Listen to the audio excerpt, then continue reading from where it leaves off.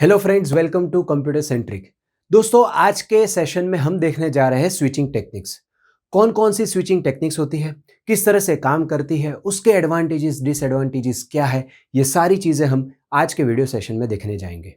दोस्तों, सेंडर और receiver, source और डेस्टिनेशन दोनों को एक दूसरे के साथ बात करनी है, इंफॉर्मेशन एक्सचेंज करनी है, शेयर करनी है, तो ये दोनों डायरेक्टली एक दूसरे के साथ कनेक्टेड नहीं होंगे। बीच में दोस्तों काफी सारी डिवाइसेस होंगी जिसे हम नेटवर्किंग डिवाइसेस बोलते हैं। अब दोस्तों, सेंडर से रिसीवर तक पहुंचने के रास्ते भी काफी अलग अलग होते हैं। कौन से रास्ते से हमारे पैकेट जाएंगे, हमारे मैसेजेस जाएंगे, किस तरह से ये डिसीजन होगा, तो ये सारी चीजें दोस्तों स्विचिंग टेक्निक्स में आती है। तो आइए देखते हैं स्विचिंग टेक्निक्स क्या है, कौन कौन सी है। तो दोस्तों, in large network there might be multiple paths linking sender and receiver. Information may be switched as it travels through the communication channel from sender to receiver. और इसकी जो अलग अलग टेक्निक्स है उसे हम बोलते हैं स्विचिंग टेक्निक्स। दोस्तों, तीन तरह की स्विचिंग टेक्निक्स होती है। एक तो होती है सर्किट स्विचिंग, दूसरी होती है मैसेज स्विचिंग और तीसरी होती है पैकेट स्विचिंग। तो आए दोस्तों, तीनों के बारे में एक एक करके देखते हैं किस तरह से ये स्विचिंग टेक्निक्स काम करती है, क्या डिफरेंस है इन तीनों स्विचिंग टेक्निक में, किसके एडवांटेजेस क्या है, किसके डिसएडवांटेजेस क्या है, ये सारी चीजें हम दोस्तों आज के सेशन में देखेंगे। तो सबसे पहले शुरू करते हैं दोस्तों सर्किट स्विचिंग। दोस्तों, सिंपल भाषा में आपको समझाऊं तो सर्किट स्विचिंग में क्या होता है। सबसे पहले सेंडर और रिसीवर के बीच में एक कनेक्शन एस्टैब्लिश होता है। कनेक्शन एस्टैब्लिश होने के बाद डेटा ट्रांसफर होता है और वो खत्म हो जाने के बाद कनेक्शन टर्मिनेट होता है। जब दोस्तों ये कनेक्शन एस्टैब्लिश होता है तब रूट फिक्स हो जाता है, तब रूट फाइनल होता है कि भाई हम हमारे मैसेजेस को इस वाले रूट से भेजेंगे। सोर्स होगा, फिर राउटर होगा, फिर दूसरा राउटर, फिर तीसरा राउटर और फिर डेस्टिनेशन। ये रूट दोस्तों एक बार जब फिक्स हो जाता है तो सारे मैसेजेस के लिए वही रूट चुना जाता है, वही रूट होता है। बीच में वो रूट कभी भी चेंज नहीं होता है। तो रूट पहले से एस्टेब्लिश हो जाता है। दूसरी इंपॉर्टेंट चीज दोस्तों, दो कम्युनिकेशन जो डिवाइसेस है उनके बीच का जो कनेक्शन है, उस पूरे कनेक्शन के लिए रिसोर्सेज अलॉट कर दिए जाते हैं, रिसोर्सेज फिक्स कर दिए जाते हैं। यहां पर रिसोर्सेज होगी बैंडविड्थ, तो वो बैंडविड्थ फिक्स कर दी जाती है। मतलब बीच में से कोई डिवाइस अगर उस पाथ पे डेटा भेजना चाहता है, उस बैंडविड्थ को यूज करना चाहता है, तो वो नहीं कर सकता। तो ये इतनी इंपॉर्टेंट चीज है दोस्तों सर्किट स्विचिंग में। पहले से कनेक्शन एस्टेब्लिश होना जरूरी है, पहले से ही रूट फिक्स हो जाता है, मेरे सारे मैसेजेस उसी रूट से जाएंगे, रूट चेंज नहीं होता है। और तीसरी चीज, रिसोर्सेस पूरे कनेक्शन के लिए अलॉट किए जाते हैं, मतलब बैंडविड्थ पूरे कनेक्शन के लिए अलॉट कर दी जाती है। दोस्तों, इसका अगर एग्जांपल देखें तो है अपना टेलीफोन नेटवर्क। अपना जो टेलीफोन नेटवर्क है, आप अगर आपके टेलीफोन से किसी के साथ बात करते हो तो रास्ते में अगर कोई तीसरा आकर के वहां पर बात करे, ऐसा नहीं हो सकता। तो ये है सर्किट स्विचिंग। यहां पर मैंने इस डायग्राम से आपको समझाने की कोशिश की है। दोस्तों, ये है मेरा सेंडर ए, ये है मेरा रिसीवर बी। आप देख सकते हो सेंडर से रिसीवर तक पहुंचने के काफी सारे पाथ है, ठीक है। लेकिन जब इन दोनों के बीच में कनेक्शन एस्टेब्लिश होता है तब एक पाथ डिसाइड कर दिया जाता है, और यहां पर वो पाथ डिसाइड किया हुआ है ए से S1, S1 से S2, S2 से S4, S4 से S6 और S6 से B। अब दोस्तों, ये पाथ डिसाइड होने के बाद मेरे जितने भी मैसेजेस हैं वो सारे इसी पाथ से होकर के जाएंगे। रास्ते में मैं पाथ चेंज नहीं कर सकता, ट्रैफिक भी हो जाए तो भी मेरे सारे मैसेजेस को इसी पाथ से होकर के जाना पड़ेगा। ये कंडीशन होती है। दूसरी चीज दोस्तों, जो मैंने बैंडविड्थ अलोकेशन, ये इंपॉर्टेंट चीज है। ये जो बैंडविड्थ है वो फिक्स कर दी जाती है पूरे कनेक्शन के लिए। मतलब ये वाले पाथ में जो बैंडविड्थ है वो इस पूरे कनेक्शन के लिए फिक्स कर दी गई है।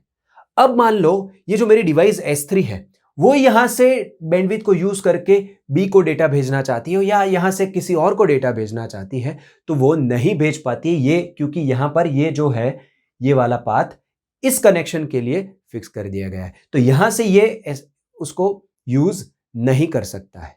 दोस्तों, भले ही ए और बी एक दूसरे के साथ कुछ कम्युनिकेशन ना कर रहे हो, मतलब इस चैनल का यूटिलाइजेशन ना कर रहे हो, फिर भी अगर इस S3 को चाहिए फिर भी नहीं मिलती है।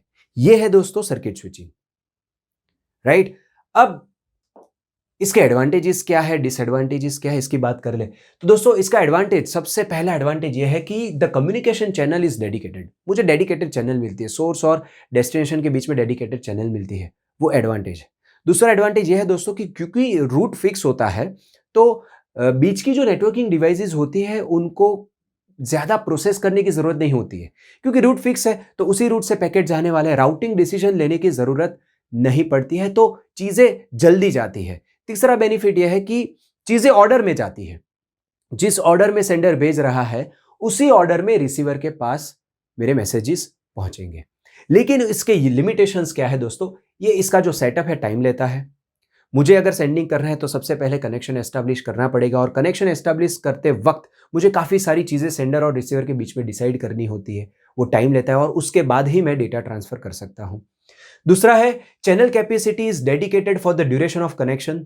If no data is there then the capacity is wasted. मैंने आपको समझाया, अगर दो डिवाइस के बीच में कनेक्शन हो गया है, बैंडविड्थ अलॉट हो गई है, चैनल कैपेसिटी अलॉट हो गई है, अब दो डिवाइस एक दूसरे के साथ कम्युनिकेट नहीं कर रही है और दूसरी कोई डिवाइस इसको यूज करना चाहती है, वो नहीं कर सकती, तो यहां पर बैंडविड्थ का वेस्टेज हुआ दोस्तों।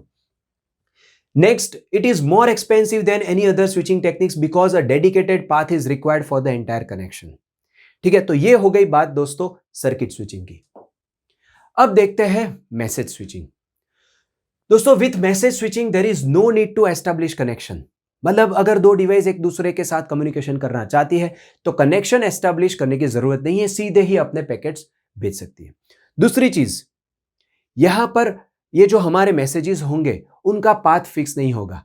जिस पाथ से every message will be treated independently, जिस पाथ से बीच की जो नेटवर्किंग डिवाइस है उसे रूट करे, वो रूट होकर के जाएंगे।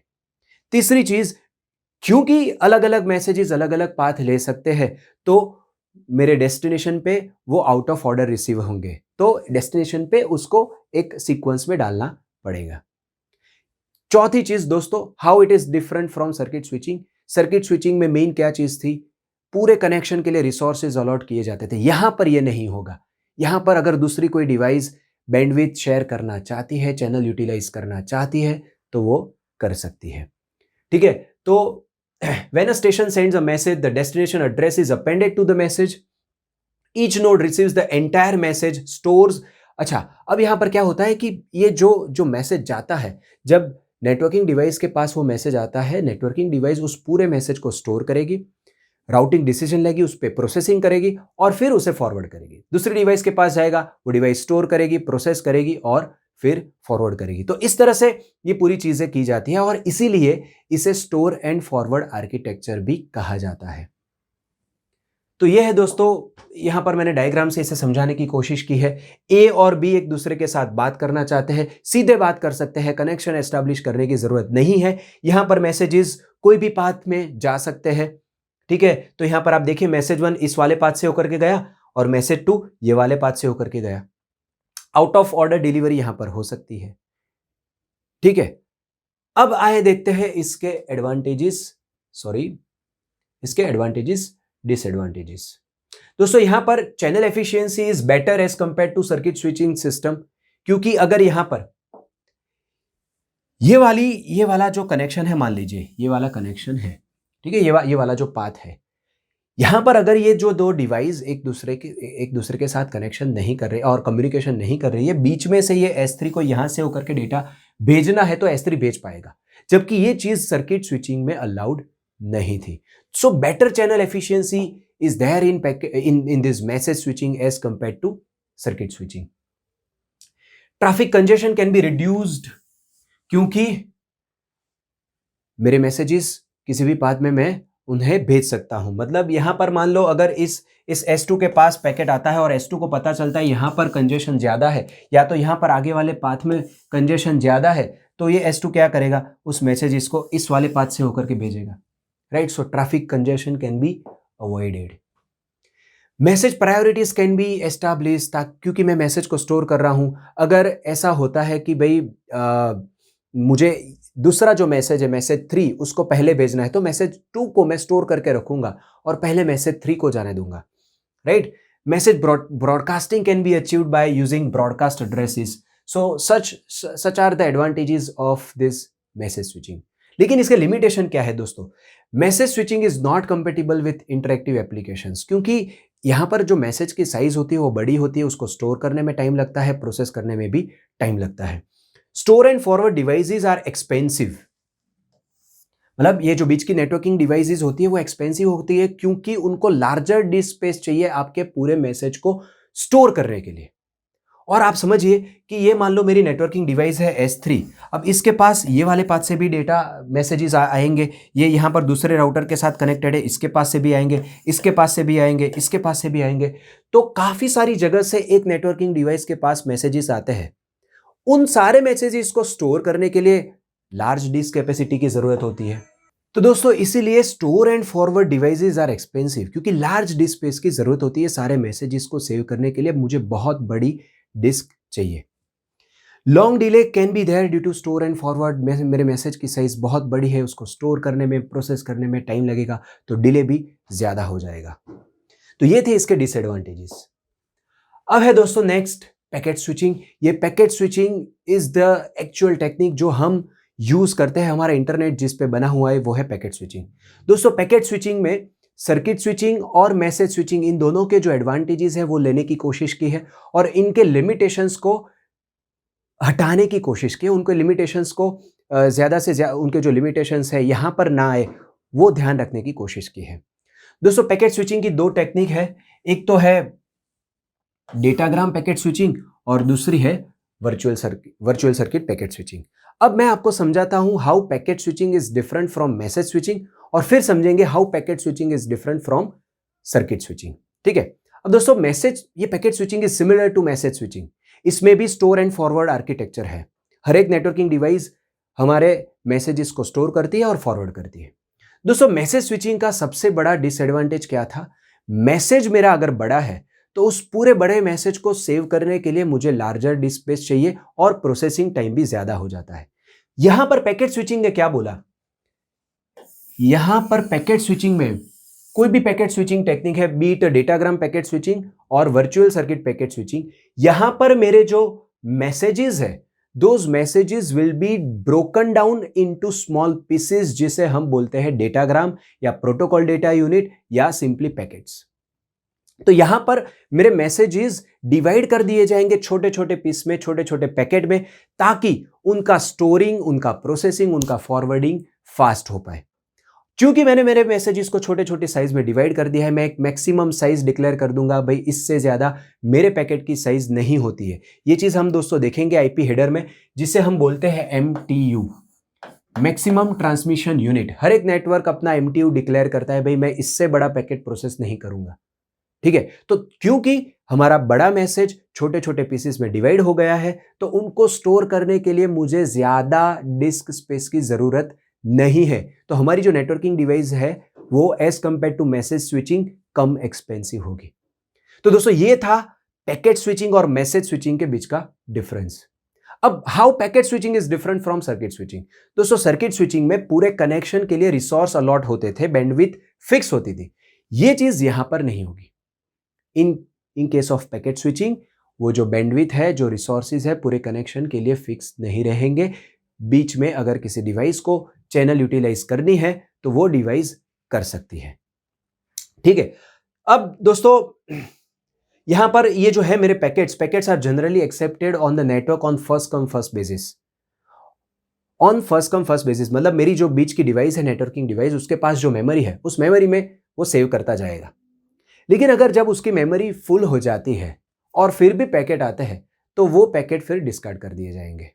राइट। तो ये जो मेरी पैकेट स्विचिंग है ये भी store and forward architecture he use करती है। सारे पैकेट्स स्टोर किए जाएंगे और फिर प्रोसेस करके फॉरवर्ड किए जाएंगे।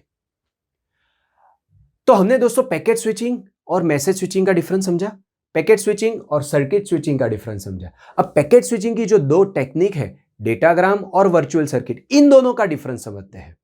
तो दोस्तों पैकेट स्विचिंग में जो डेटाग्राम टेक्निक है it is similar to that message switching technique, कि जिसमें दो कम्युनिकेटिंग पार्टीज को कनेक्शन एस्टैब्लिश करने की जरूरत नहीं है। उनको कम्युनिकेशन करना है, कनेक्शन एस्टैब्लिश करने की जरूरत नहीं है, सीधा ही वो पैकेट्स भेज सकते हैं। रूट एस्टैब्लिश नहीं होता है, पैकेट्स को जिस ऑर्डर में जाना होता है उस ऑर्डर में जा सकते हैं। आउट ऑफ ऑर्डर डिलीवरी हो सकती है डेस्टिनेशन के पास, वहां पर उसको सीक्वेंस में करना पड़ेगा।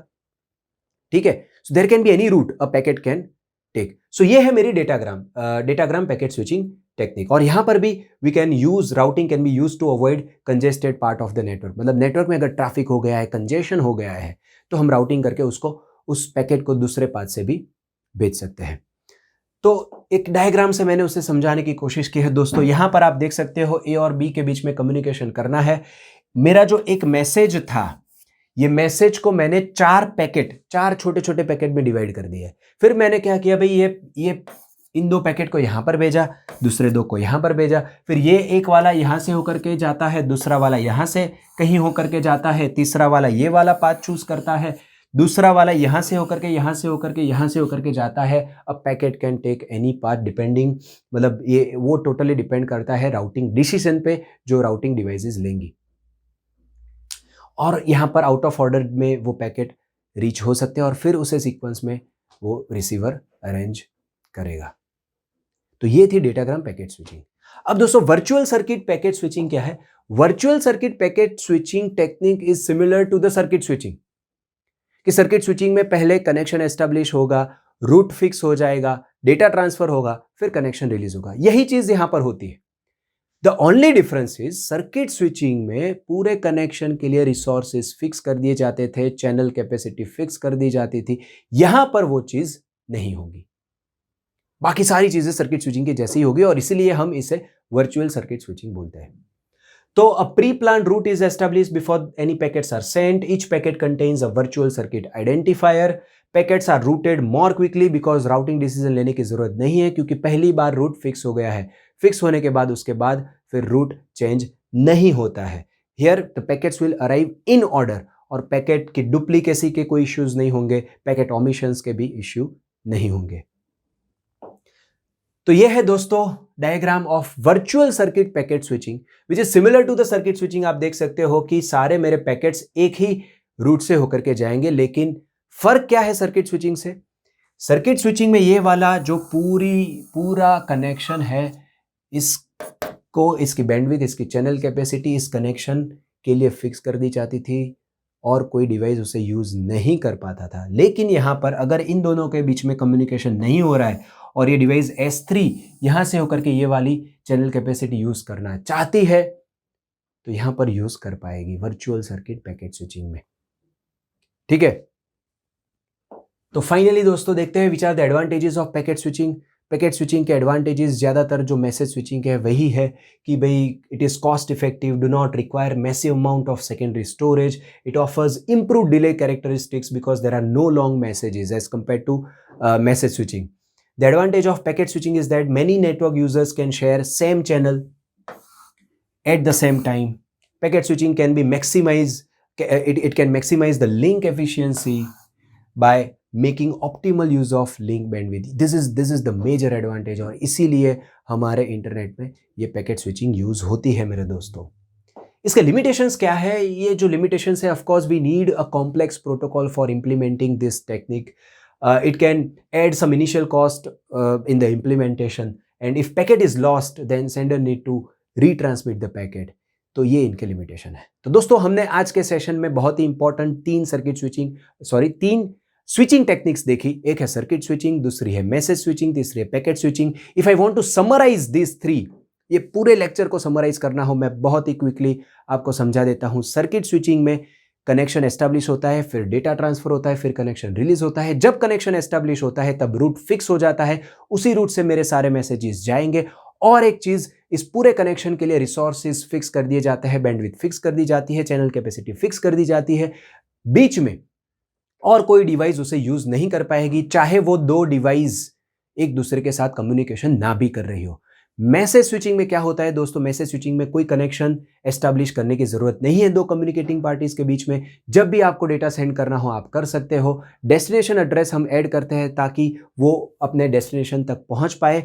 राउटिंग डिसीजन हर वक्त मुझे लेना पड़ेगा, ट्रैफिक का कंजेशन मैं अवॉइड कर पाऊंगा। लेकिन मैसेज स्विचिंग का एक लिमिटेशन ये है कि मेरे मैसेजेस की साइज बहुत बड़ी होती है और उस बड़े मैसेजेस को स्टोर करने में, प्रोसेस करने में, फॉरवर्ड करने में टाइम लगता है।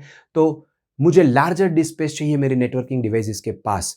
तो ये जो लिमिटेशन है वो पैकेट स्विचिंग ने रिमूव कर दिया। और पैकेट स्विचिंग ने क्या बोला?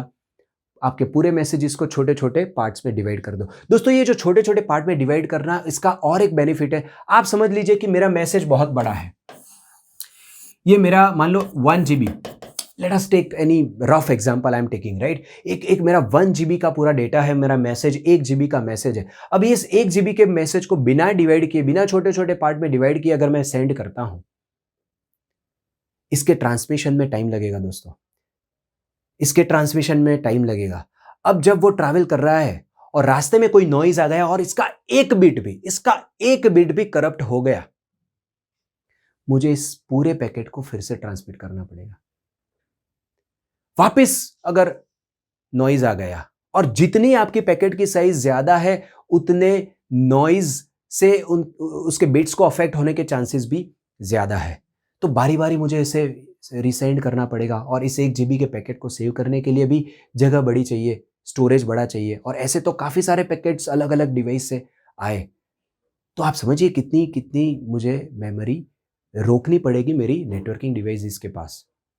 जबकि दोस्तों अगर मैं इसे छोटे छोटे ब्लॉक्स में डिवाइड कर दूं, मान लो मैं हजार बाइट के पैकेट्स में डिवाइड कर दूं, तो मेरे पैकेट की साइज छोटी हो गई।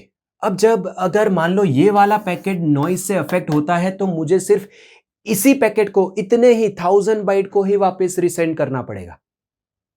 समझ रहे हो? और ये सारे जो पैकेट्स बने वो अपने अपने रूट से होकर के डेस्टिनेशन तक पहुंच सकते हैं, तो पैरेलल प्रोसेसिंग भी हो सकती है। ये सारे एडवांटेजेस है दोस्तों, राइट। और इसीलिए ये पैकेट स्विचिंग अभी के वर्ल्ड में यूज होती है। तो दोस्तों ये थी पूरी स्विचिंग टेक्निक्स। आशा रखता हूं आपको चीजें समझ में आई होगी। समझ में आया है तो लाइक दबा दीजिए। धन्यवाद।